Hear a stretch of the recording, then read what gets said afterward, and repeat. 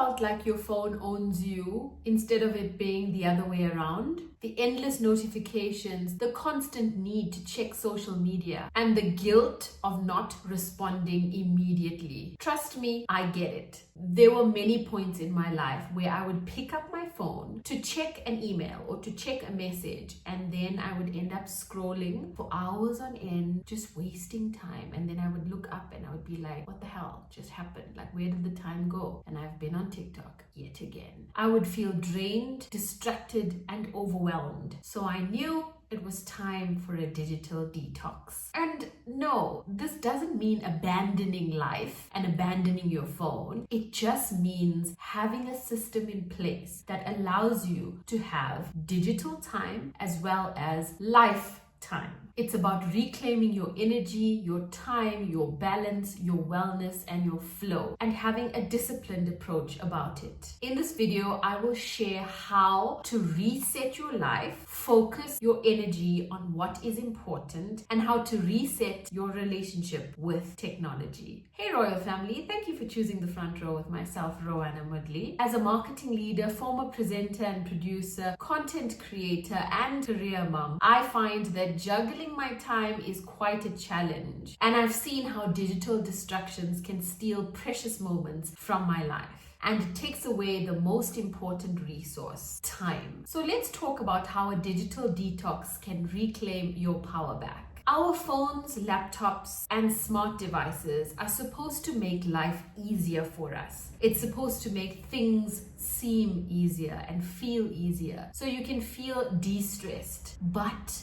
instead, it has made us even more accessible than ever, and it encourages an always-on persona, and that is not healthy for us. And this is when we start feeling overwhelmed and our mental wellness depletes. Studies show that an average person checks their phone 144 times a day. And I put this to the test. I sat to do a task for 20 minutes, and I started the task, and every single time I needed to touch my phone, I put a number on the page, and I reached for my phone 44 times in a space of 10 minutes because I was addicted to it. I needed to check my messages. If I heard a notification, if I saw an unread message, I needed to check it. And I'm the type of person that needs to look at the message and not have anything unread. So that was a problem for me, and that scared me because I knew I had a problem and I needed to do something about it. For career moms, you're always checking your emails, whether it's work or whether it's emails from the school, whether it's things that you need to sort out. Your whole life is on your phone. You need it for your calendars, your schedules, just everything. WhatsApp groups, mom groups, neighbor groups, all groups. This is on top of all the responsibilities you have at work and at home, being a parent and doing household stuff. So what I have realized is when I scroll on social media, it's a form of me letting go of making decisions, letting go of being a part of responsibility, and then I end up being on social media for too long, and then I get fatigued and I get mentally drained, and I don't really feel good about myself. There's been so many moments also where I've said, let me go to bed early, and then I open up my phone and I'm busy searching how to be a career mom, and then I read articles, then I go back to social media, and before I know it, it's 12:30 and I haven't slept early, and now I've messed up my routine and everything has gone wrong. I think for me, I really am looking at my life a little bit differently because I find myself too attached to my phone, and I'm always like looking for emails, or I'll refresh it so that a new email can pop up, etc. And that is a problem for me. Sometimes I would close the app and then open the app immediately after that, and like that is just ridiculous behavior because I just closed the app to stop using the app, but then I'm opening it up a few seconds later. So if you're like this and you're like me, then a digital detox is necessary. The benefits of a digital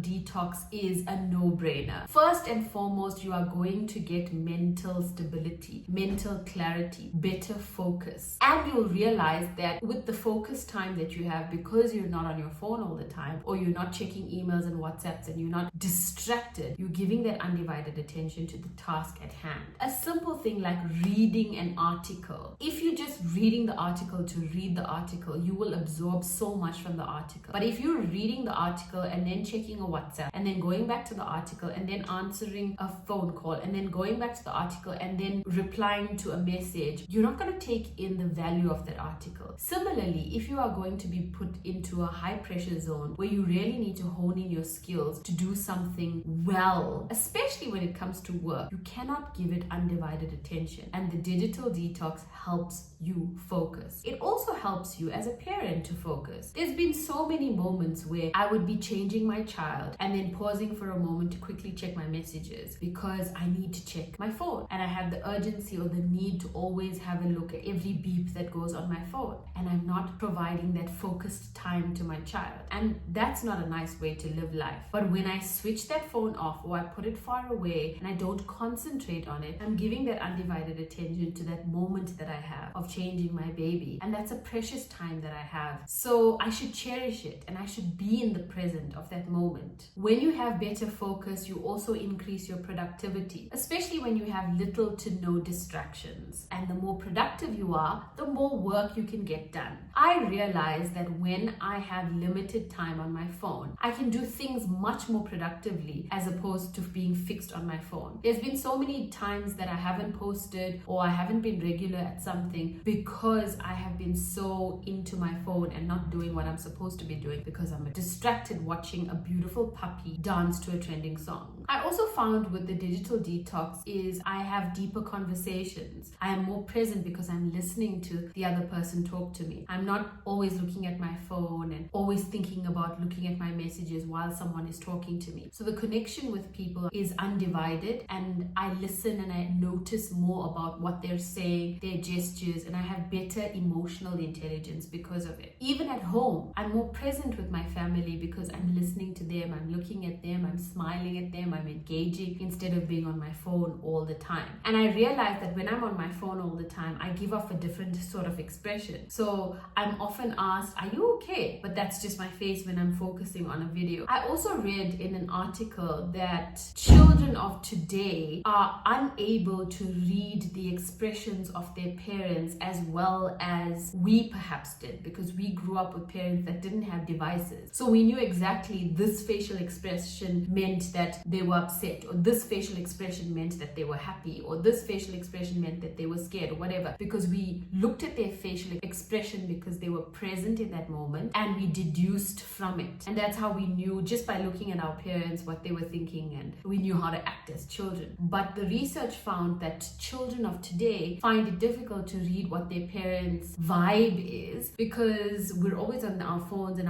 maybe our face is a little bit scrunched up because we're looking at our phones. They don't know whether you're angry, happy, sad, and so it's more difficult for them to read. So wouldn't it be better for us to showcase our emotions to them in a more present circumstance so that they can learn gestures and have better emotional intelligence as well? And the best benefit for me is improved sleeping. The worst thing is to scroll on social media just before you go to bed. I am still guilty of this. I do this all the time. I'm like 20 minutes and then I'm gonna go to bed, and it's not 20 minutes, it's an hour later. So now what I've done is, because I know that I like to scroll on social media before bed, I set an alarm and I know 30 minutes is all I have, and when that alarm goes off, boom, I'm done. The phone goes off and I play some music and then I go to bed. I find that when I scroll endlessly on the phone and then fall off to sleep, I don't have a good sleep because I'm dreaming about the video I saw, or I'm thinking about the article, or my deep sleep is not high enough. But if I do other things like breathing exercises, which I call pranayama, or listen to music, or talk to a loved one just before bed, I have a much more sound sleep than when I'm scrolling on my phone. So for me, the biggest benefit is the improved sleep. And digital detox is not just about screen time or limiting your screen time. You got to look at it as reclaiming your life, because the amount of time that your device takes from you is shocking. And there's a way you can plan your digital detox. The first first thing you can do is to audit your digital habits. And most smart devices have this built in the phone already. What is your average time of surfing the internet, of surfing certain apps? What is your screen time looking like? My screen time was averaging 7 hours at one point, and I was like,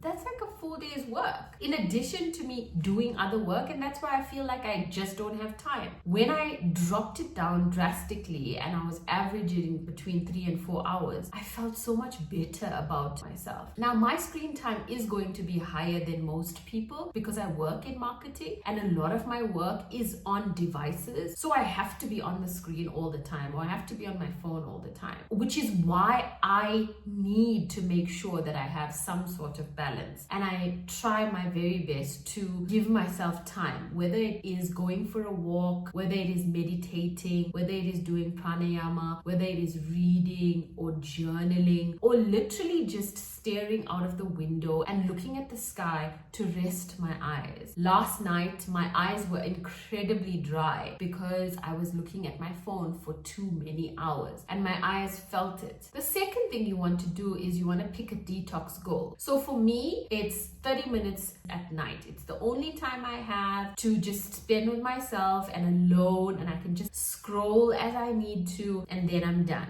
And then I have sporadic times during the day that I can also scroll online to engage with my audience, to do work, etc. And every time I follow that schedule, I find myself more composed, I find myself more relaxed, I find myself more in control. On the days like I had yesterday that I am a bit more online and I'm a bit more scattered with my time and I don't have a set time of when I'm going to be online, then I feel more drained and I feel like I don't have balance and it affects my wellness. The third thing you can do to have a successful detox is to inform people. Listen, I'm offline between this time and this time, or I'm online between this time and this time. And that kind of helps because you create some balance. During the work time, I don't have offline and online. I am either in meetings or I'm actually doing work. So I know that's the allocated time to do work. But after hours, I can be offline for 2 hours because I'm busy with my wellness, or I'm busy with my family, or I'm doing something else. Step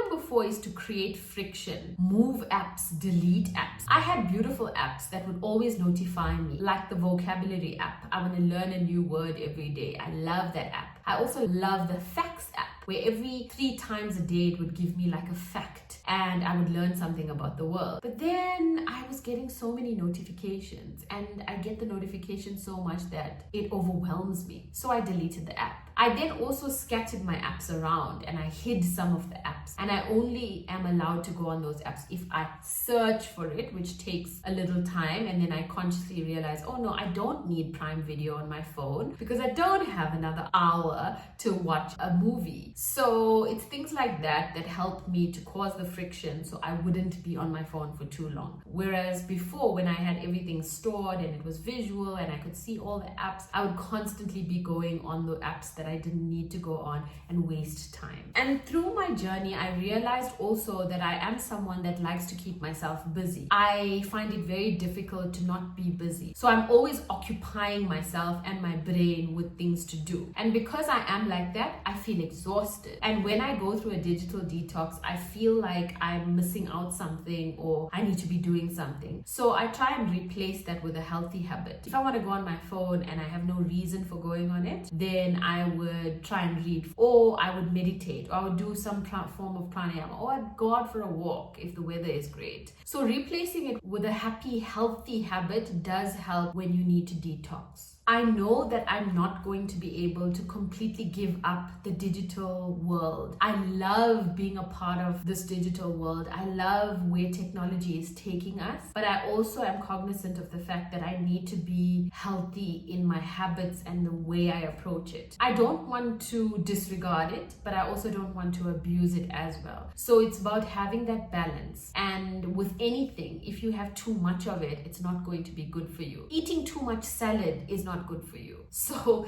if you have too much of the same thing, then it starts hampering your wellness. And I'm all about having a good mental wellness. I'm all about working on my self-development. I'm all about clearing my mind. And also, I found that when I'm getting lost in scrolling on my phone, I also find that it is a way of me getting away from my reality. So I don't want to think about my problems, or I don't want to face things. And the more I sit with the thought and sit with what I need to face and think about it, I heal faster than escaping and, binging on movies and going on social media, because that doesn't give me the resolution I need. But facing it and thinking about it and meditating on it, that gives me a resolution much faster. And especially as you get older, when you are a parent, when you are trying to make a career out of yourself, when you're trying to live a better life for yourself, you do need balance. And the only way to have balance is by approaching it with discipline and approaching it from a wellness perspective. When you embrace digital devices, do it in a healthy way. And when you find yourself feeling overwhelmed, snappy, distracted, anxious, stressed, sometimes even depressed, then you must know that you need to have a detox and you need to do something about it. What I want to do is to encourage a behavioral pattern where it is something that is part of our lifestyle, and digital time is scheduled into our lives because it's part of a lifestyle, just like how you would go to the gym or eat healthily. It's the same thing. So if we make it a part of our lifestyle, we can embrace it better. But if we think of it as taboo, then we're going to have an abusive relationship with it. If you found this video helpful, you may want to check out the playlist that I have curated specifically to work-life balance and productivity. It's been a treat.